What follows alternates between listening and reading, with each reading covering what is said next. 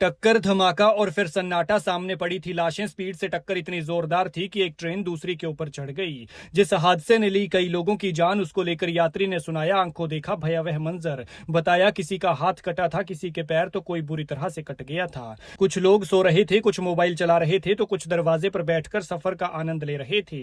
लेकिन तभी एक धमाका हुआ और सब बिखर गया। 11 लोगों की दर्दनाक मौत हो गई और 20 लोग बुरी तरह से घायल हो गए। ट्रेन हादसे के प्रत्यक्षदर्शी यात्री संजय विश्वकर्मा ने जो कुछ देखा उसने उन्हें दहला दिया। संजय पैसेंजर ट्रेन के पहले डिब्बे में बैठे थे और अपने ससुराल से घर लौट रहे थे।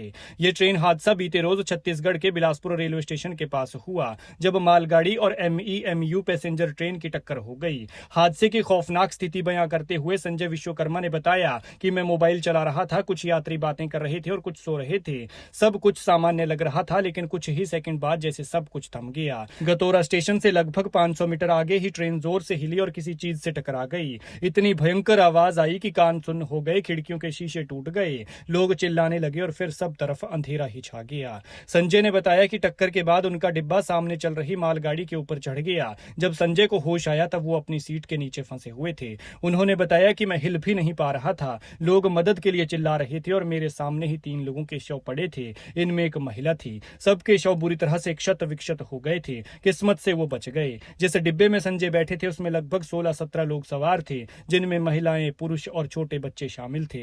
बच्चे बेचारे मांओं से चिपके हुए थे। रेलवे बोर्ड के मुताबिक आशंका है कि एमईएमयू ट्रेन के चालक ने लाल सिग्नल नजरअंदाज कर दिया, जिससे यह हादसा हो गया। हालांकि विस्तृत जांच के बाद ही सही कारणों का पता चल सकेगा।